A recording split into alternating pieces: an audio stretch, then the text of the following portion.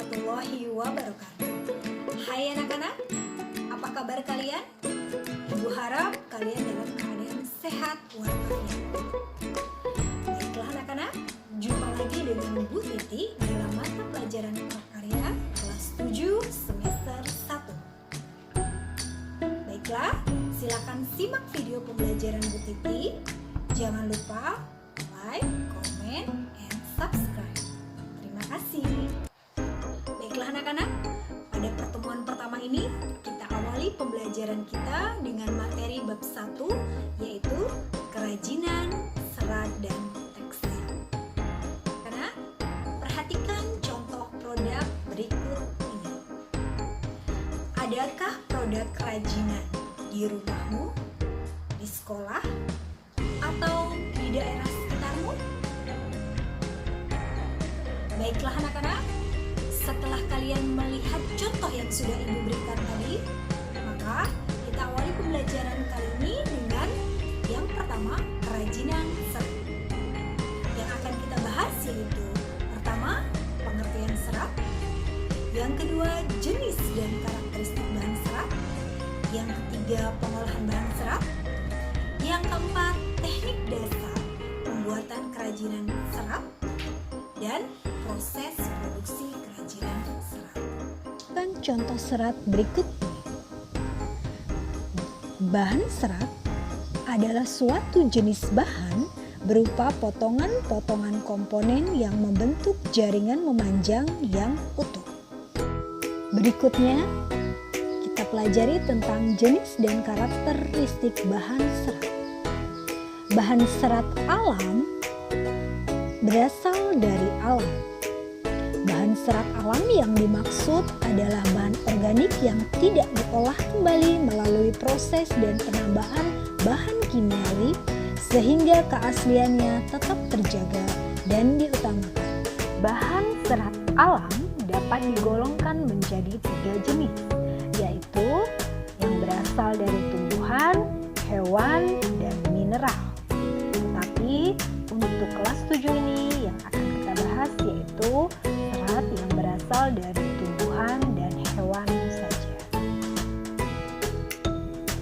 Baiklah, mari kita kenali yang pertama yaitu serat yang berasal dari tumbuhan.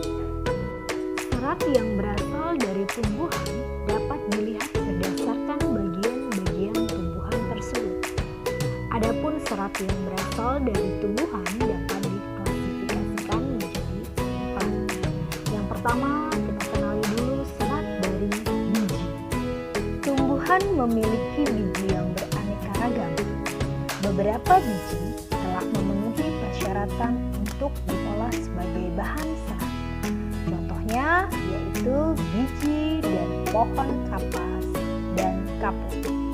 Setiap tumbuhan memiliki batang. Serat dari batang yaitu contohnya batang pohon anggrek, melinjo, mahkota dewa, beringin, atau rosella. Berikutnya, serat dari daun. Tumbuhan yang dapat diolah sebagai bahan serat dari daunnya tidaklah banyak. Contohnya serat dari daun mendong, daun nanas, daun pandan berduri, daun enceng gondok, dan daun ambaka. Yang terakhir adalah serat yang berasal dari buah. Tumbuhan yang memiliki buah sangatlah banyak dan beragam. Namun, yang menghasilkan buah yang dapat menjadi bahan serat tidaklah banyak. Contohnya yaitu bahan serat dari buah kelapa. Buah kelapa memiliki sabut kelapa yang melapisi buah. Sabut kelapa tersebutlah yang banyak digunakan sebagai bahan serat. Selanjutnya yang kedua yaitu serat dari hewan. Serat dari hewan dapat dikelompokkan menjadi 2, yaitu serat dari stapel dan serat dari filamen. Kita bahas yang pertama yaitu serat dari stapel. Serat dari stapel merupakan serat yang berbentuk rambut hewan yang disebut dengan wool. Contoh Contohnya serat dari bulu domba, alpaka, unta, kelinci. Namun, rambut hewan yang paling banyak digunakan adalah wool dari bulu domba. Kemudian, yang kedua adalah serat dari filamen. Filamen merupakan serat yang berbentuk jaringan. Contohnya adalah serat yang berasal dari larva ulat sutra yang digunakan untuk membentuk kepompong. Kepompong inilah yang merupakan serat lalu dipintal menjadi benang. Setelah kita mengenali jenis dan karakteristik bahan serat, berikutnya kita lanjutkan pada pengolahan bahan serat. Pengolahan bahan serat dapat dilakukan secara manual maupun menggunakan mesin. Adapun langkah-langkahnya sebagai berikut. Yang pertama, pemintalan benang. Dari proses pemilihan serat akan dilanjutkan pada pengolahan kapas menjadi benang yang disebut dengan pemintalan. Langkah berikutnya yaitu penggulungan benang. Benang yang sudah dipintal akan digulung menggunakan alat penggulung benang. Kemudian yang ketiga yaitu pencelupan warna. Benang diproses dengan pencelupan untuk memperoleh warna yang kuat. Selanjutnya, benang akan dikeringkan. Dan langkah yang terakhir yaitu penenunan benang menjadi kain. Setelah kering, benang dapat ditindaklanjuti dengan proses penenunan menjadi kain. Benang yang telah jadi bahan baku dapat digunakan untuk membuat kerajinan makrame dan tapestri. Sedangkan kain dapat digunakan untuk membuat kain ikat jelur. Berikutnya, proses produksi kerajinan bahan serat. Bahan serat yang sudah diolah akan dijadikan sebuah kerajinan dengan menggunakan teknik-teknik berikut ini. Yang pertama yaitu menenun. Teknik menenun dapat digunakan untuk pembuatan produk kerajinan tapestri. Yang kedua yaitu teknik menjahit. Menjahit adalah pekerjaan menyambung kain dan bahan-bahan lain yang bisa dilewati jarum jahit dan benang. Menjahit dapat dilakukan dengan manual atau tangan dan bisa juga dilakukan dengan menggunakan mesin jahit. Berikutnya yaitu mengikat.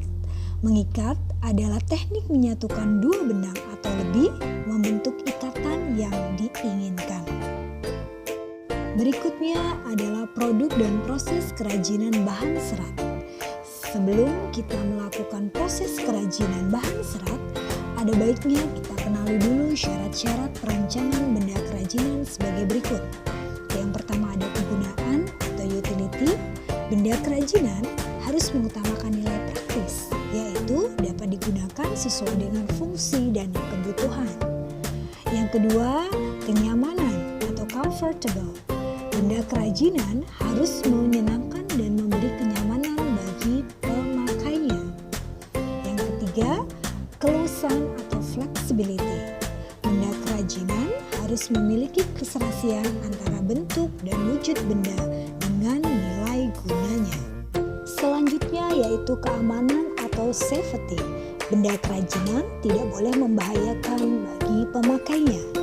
Dan yang terakhir adalah keindahan atau estetik. Benda yang indah mempunyai daya tarik lebih dibanding benda yang biasa-biasa saja. Karena keindahan sebuah benda dapat dilihat dari beberapa hal, di antaranya dari bentuk, hiasan atau ornamen, dan bahan bakunya. Berikut ini adalah produk kerajinan serat dari tumbuhan. Yang pertama, serat dari pelepah pisang. Kemudian yang kedua, kalian bisa lihat serat dari daun pandan. Dan yang ketiga, serat dari enceng gondok. Selanjutnya, kalian bisa lihat produk kerajinan dari serat hewan. Yang pertama, ada serat wool dari bulu domba yang bisa kita jadikan sebuah kerajinan. Kemudian yang kedua, ada serat sutra dari kepompong ulat sutra. Dan yang ketiga, ada serat dari bulu alpaka. setelah produk kerajinan serat dihasilkan, agar lebih menarik, produk disajikan dengan sebuah kemasan. Kemasan memiliki 4 fungsi. Yang pertama, menjual produk. Yang kedua, melindungi produk. Yang ketiga, memudahkan penggunaan produk. Dan yang keempat, memperindah penampilan produk. Selanjutnya, contoh membuat rancangan proyek kerajinan bahan serat. Yang pertama, lakukan perencanaan dengan mengidentifikasi kebutuhan, ide atau gagasan. Yang kedua, pelaksanaan, yaitu menyiapkan bahan dan alat, kemudian membuat karya kerajinan. Dan yang ketiga adalah evaluasi atau uji coba produk. Demikianlah materi yang dapat Ibu sampaikan tentang kerajinan serat. Semoga bermanfaat. Terima kasih dan sampai jumpa di lain kesempatan. Assalamualaikum warahmatullahi wabarakatuh.